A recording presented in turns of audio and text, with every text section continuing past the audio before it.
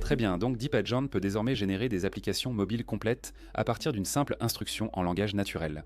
Et c'est à ce moment-là que les choses changent vraiment. Parce que jusqu'à présent, la plupart de ces choses existaient dans le monde du web. Sites web, tableaux de bord, outils internes sont utiles, mais les applications mobiles, c'est autre chose. Le mobile est l'endroit où vivent les vrais produits et où les gens passent leur temps, chaque jour.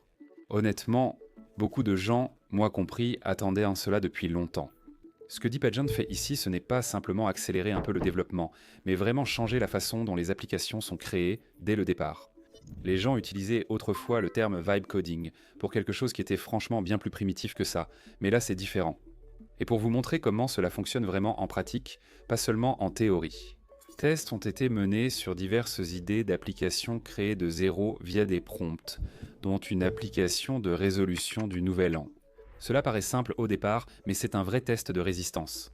Suivre des habitudes sur la durée n'est pas anodin. Il faut gérer des comportements récurrents, le suivi des progrès, les séries, la logique, les résumés et la persistance. L'invite n'était pas technique, elle disait simplement « Créer une application mobile permettant de fixer des résolutions, d'y associer des habitudes et de suivre leur progression dans le temps. Veillez à rendre l'expérience motivante et non mécanique. » DeepAgent a alors posé quelques questions de clarification. Question typique d'un chef de produit. Comment suivre le progrès? Les habitudes sont-elles fixes ou souples? Faut-il compter les séries de jours? Combien de temps les résolutions durent-elles? Une fois ce contexte clarifié, l'application a été créée. Ce qui en est sorti n'était pas une maquette ou un concept, mais une application mobile fonctionnelle. Ajoutez des résolutions, définissez des habitudes, suivez vos progrès quotidiens et observez les retours en temps réel. L'essentiel est que ce comportement persiste entre les sessions. Vous fermez l'application, revenez plus tard et tout est comme avant. Cela en dit long sur ce qui se passe en coulisses. Il existe un stockage, une structure et une logique assurant suivi du temps, progression et cohérence. Rien n'a été expliqué clairement, tout a été déduit de la description de l'objectif. Et si quelque chose semble étrange, il suffit de lui dire quoi ajuster et il met à jour. Vous pouvez aussi lui donner des références visuelles pour qu'il ressemble à une application que vous aimez. Vous joignez des captures d'écran, ce style s'intègre au résultat.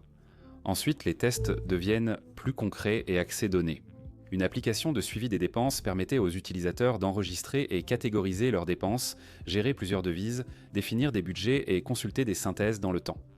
La consigne portait sur le comportement, comment les gens ajoutent et examinent leurs dépenses et quelles informations sont importantes chaque mois.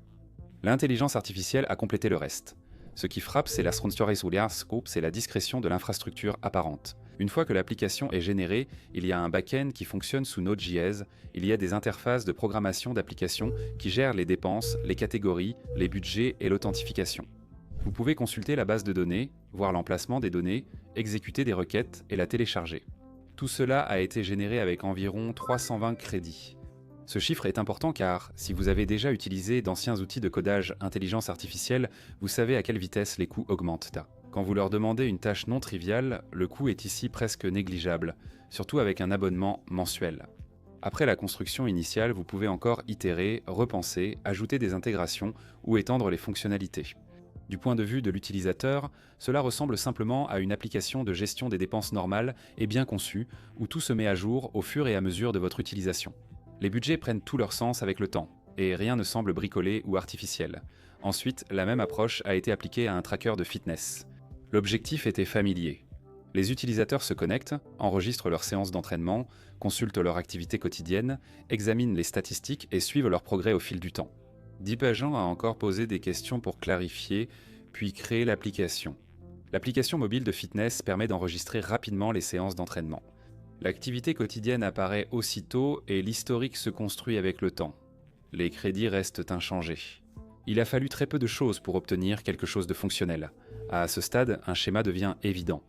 La complexité de l'application dépend du contenu de l'invite. Soyez simple pour un résultat léger, ajoutez des détails pour plus de richesse.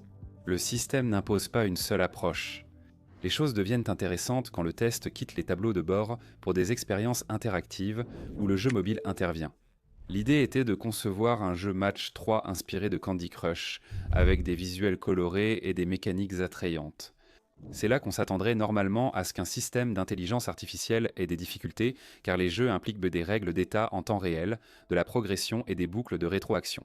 Mais au lieu de cela, il s'est arrêté et a répondu avec des questions qu'un vrai concepteur de jeu poserait.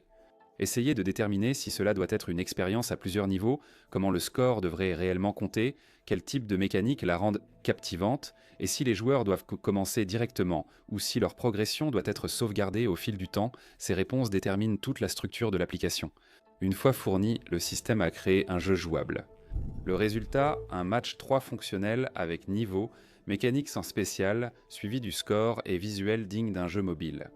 Vous pouvez y jouer immédiatement, et comme il ne dépend pas de compte, il n'y a pas de back-end lourd à gérer, vous pouvez simplement le publier et laisser les gens jouer. Il a utilisé plus de crédits, ce qui est logique.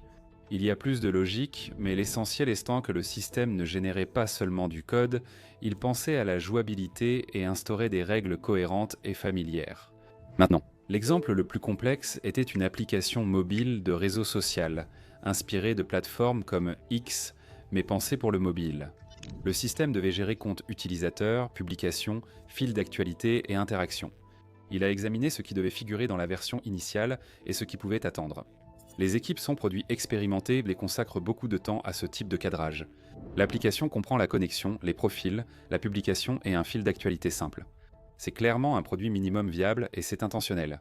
On commence petit, on observe la réaction des utilisateurs et on itère. DeepAgent rend ce cycle d'itération extrêmement rapide.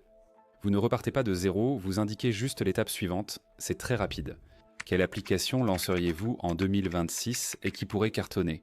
Partagez vos idées en commentaire. Ceci est directement lié à une autre capacité majeure récemment introduite par DeepAgent, Agentic. L'automatisation, comme le développement d'applications, connaît une transformation similaire. L'automatisation traditionnelle évolue aussi. Les outils imposent de définir chaque étape manuellement. Si un changement survient, le flux se casse et il faut corriger la logique. Cette intelligence artificielle inverse la dynamique. Au lieu de relier chaque étape vous décrivez simplement le résultat souhaité. Le système détermine la méthode, construit, exécute et surveille le flux de travail, puis s'adapte aux changements de données. C'est important car dès que l'automatisation affecte le vrai travail, elle doit exister dans une structure permettant de voir ce qui s'est passé, de contrôler l'avancement, de la connecter à d'autres systèmes et de la rendre responsable. Sinon, les configurations basées sur le chat échouent vite et les flux rigides se brisent dès que ça se complique. DeepAgent combine les deux. Le modèle raisonne à travers l'ambiguïté et le flux de travail impose une structure. C'est très efficace pour traiter des factures, dont les formats évoluent et où les analyseurs stricts échouent. Fonctionne aussi pour enrichir les prospects, prospecter, le support client, les pipelines de reporting et le contrôle qualité du contenu. Dans ces situations, vous voulez que l'intelligence décide, pendant qu'un système structuré assure cohérence et traçabilité.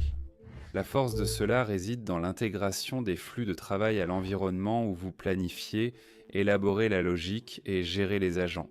Cette étroite intégration évite la fragilité du système. La tendance apparaît clairement en combinant génération d'applications mobiles et flux de travail agentique. Il s'agit de ne plus expliquer au système comment faire, mais de leur dire quoi faire. Les développeurs ne disparaissent pas, leur rôle évolue. Ils se consacrent à l'orchestration, aux contraintes et cas particuliers, plutôt qu'à l'implémentation manuelle. Pour les non-développeurs, créer des logiciels devient bien plus accessible. Vous n'avez pas besoin d'apprendre la syntaxe, vous n'avez pas besoin d'apprendre à utiliser des outils de conception, et vous n'avez certainement pas besoin d'embaucher une équipe juste pour tester une idée. Décrivez le produit, le système le crée, vous l'améliorez, puis le lancez. Donnez votre avis en commentaire et abonnez-vous pour d'autres analyses. Merci d'avoir regardé, à la prochaine vidéo.